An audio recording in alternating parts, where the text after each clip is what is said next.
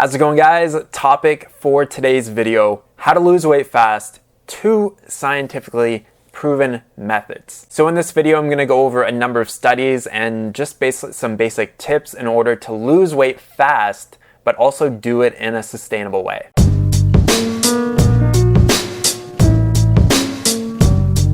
First step is to eat a whole food, plant-based diet, high in carbohydrates, low in fat. So when I'm talking about high carbohydrate foods, I'm not talking about cake, French fries, or donuts or anything like that. I'm talking about whole plant-based foods in their unrefined state. So when you're thinking about a whole food plant-based diet, you want to think of it in 4 main food groups. So you have your fruits, your vegetables, which include starchy vegetables and non-starchy vegetables, as well as legumes and whole grains. So the basis for this is those 4 main food groups are low in caloric density as opposed to animal products. So animal products, very high in fat, very high in caloric density, whereas fruits, vegetables, legumes, and whole grains, very low in caloric density. So basically how that works is when you're eating a lot of whole plant-based foods, it really fills your stomach up and it fills you up and it satiates you. Also because it's a high carbohydrate food. We all love high carbohydrate foods. But when you feel satiated from the foods that you're eating, you're much less likely to actually overeat. So when you're eating very calorically dense foods like animal products, so that includes meat, dairy, as well as eggs, when you're eating those products, basically since they're so high in fat, you can consume a lot of it, but not feel very satiated because they're very dense in calories. And the same goes for highly processed foods as well. So the first study that I want to look at was published in May of 2009, and it was a large population study with the Seventh-day Adventist Church. Over 60,000 people participated in the study, and basically what it showed was very strong correlations between BMI and the prevalence of type 2 diabetes. So it actually compared the BMI between vegans, lacto-ovo-vegetarians, pesco-vegetarians, semi-vegetarians, and non-vegetarians. So with the vegan group, it found that there was an average BMI of 23.6, and just for example, if you're 5'6", a BMI of 23.6 would be 146 pounds. Now for the non-vegetarian group, there is an average BMI of 28.8.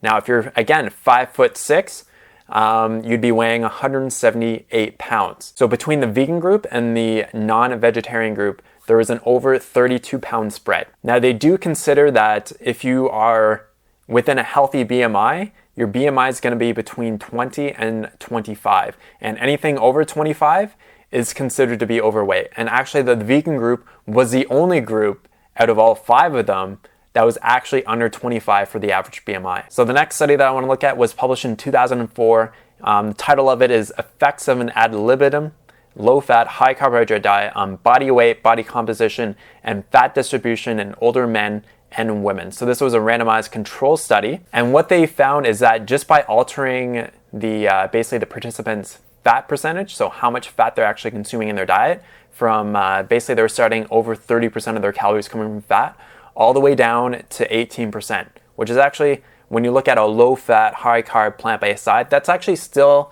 a little bit on the higher end. You can typically get below 10% of your calories coming from fat. And what they found over a 12-week period is that the people who just modified their diet, they didn't modify anything else, over a 12-week period, they lost on average 7 pounds. They had another group of people that modified their diet and also included 45 minutes of exercise 4 times a week. On average, they lost 11 pounds over the 12-week period. So basically the conclusion of this diet was a high carbohydrate diet consumed ad libitum with no attempt at energy restriction or change in energy intake results in losses of body weight and body fat in older men and women. So basically what this means is that they didn't change the number of calories that they were consuming. They basically said just keep eating the same amount, just doing the same thing, except they introduced more high carbohydrate foods, lowered their overall fat percentage, and they just found that they just lost weight. And the control group of people who didn't do anything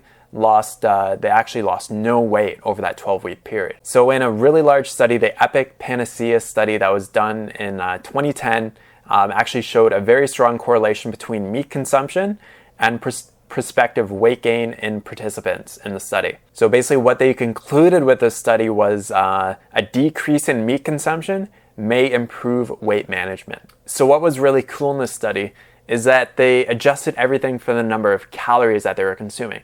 So the people who ate more meat products, basically more meat, actually found that that they had a higher weight just based on the fact that they're eating more meat, but everything was adjusted for the number of calories that they're consuming. So if you're eating 3,000 calories on just like a standard diet and then eating 3,000 calories on a diet and you're eating way more meat, they just found that when you're eating way more meat, you would be at a higher body weight. And then another study in September of 2007, it was actually done by Dr. Neil Barnard was actually a part of it. The objective was to assess the effect of a low-fat vegan diet compared with the National Cholesterol Education Program diet on weight loss maintenance at 1 and 2 years.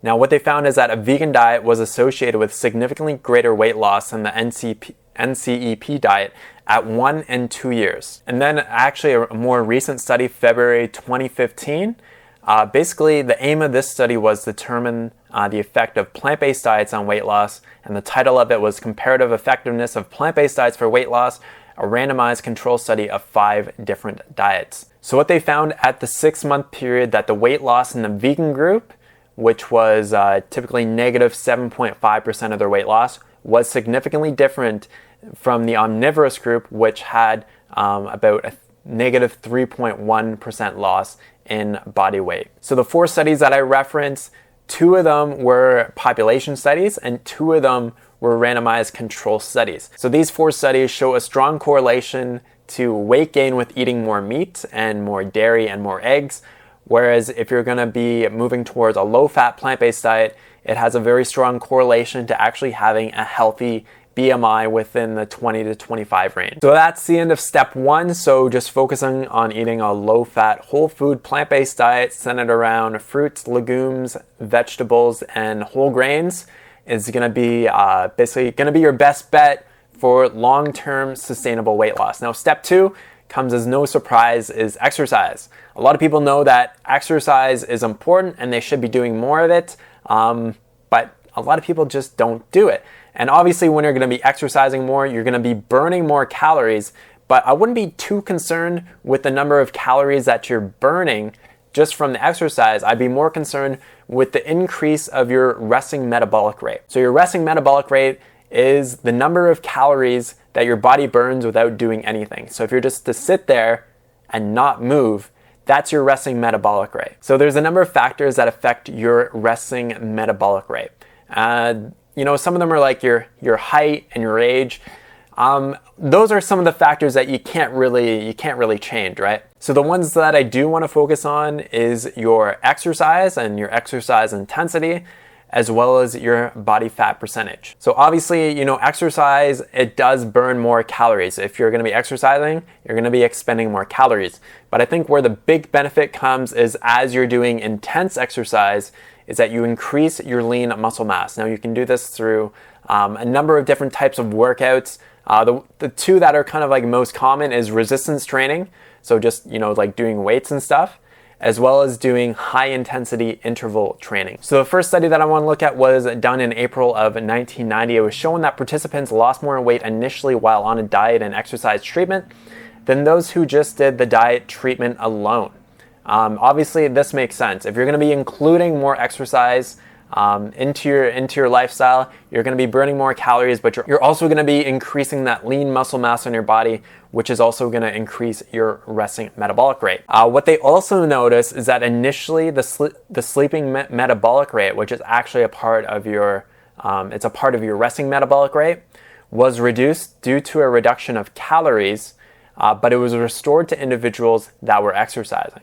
So the people that were exercising, their resting metabolic rate actually went back to normal levels when there was actually a reduction in calories. So obviously, when you're including more exercise, it's going to affect your resting metabolic rate. They also found the same evidence in another study in August of 1990 which showed that while RMR, your resting metabolic rate, is suppressed during low-calorie dieting, your resting metabolic rate is increased to pre-dieting levels when exercise is introduced. These findings suggest caloric intake and daily exercise can modulate your resting metabolic rate. Exercise of adequate intensity and duration may also enhance your resting metabolic rate. So diet is obviously very super important for getting to a normal kind of BMI. But I think for people who want to have like a really kind of like ripped and shredded body, including exercise and really toning down your body through that increase of resting metabolic rate is going to be very, very important. And also increasing your lean muscle mass. So those factors are really important for losing weight fast. 2 scientifically proven methods, eating a whole food plant-based diet, as well as including some exercise, specifically intense exercise, in order to increase your resting metabolic rate so that it's much easier for you to actually run a caloric deficit. Also, one other important reason to not only do exercise but to increase the intensity is for a longer and higher excess post-exercise oxygen consumption. So it's the EPOC period. It's basically the time after you do an intense workout. So after you do an intense workout and your body is basically, it's going to be in a recovery mode. And that recovery mode requires more calories. So it actually increases that metabolic rate for that time while your body is recovering. Therefore, again, it's also easier to run a small caloric deficit so that you can lose weight and also maintain that weight loss over time. So these 2 scientifically proven ways of weight loss probably doesn't really come as a surprise. A lot of people are looking for those, quick fix, kind of like lose 30 pounds, 30 days, kind of like crash diets. And, those typically don't work. But a long-term sustainable solution is obviously focusing on a whole food, plant-based, low-fat diet, as well as increasing the amount of exercise that you're doing and also increasing the intensity. So if you're interested in starting eating a whole food plant-based diet, Hannah and I have put together an awesome weight loss cheat sheet, which is in the first description box below. A number of free recipes in there, as well as a Q&A section. I go into detail about the studies that I referenced and a number of common reasons why people don't lose weight on a plant-based diet. I also talk about that in there. So that's a great little kind of like jumpstart guide just to kind of get you started on a whole food plant-based diet. And I've also put kind of like, a sample high intensity interval workout on rawtillwhenever.com. So I'll actually put a link to that article down below as well, and you can check that out. Awesome. Thanks so much for watching, guys. If you have any questions, leave them in the box below. Talk to you soon. Peace out.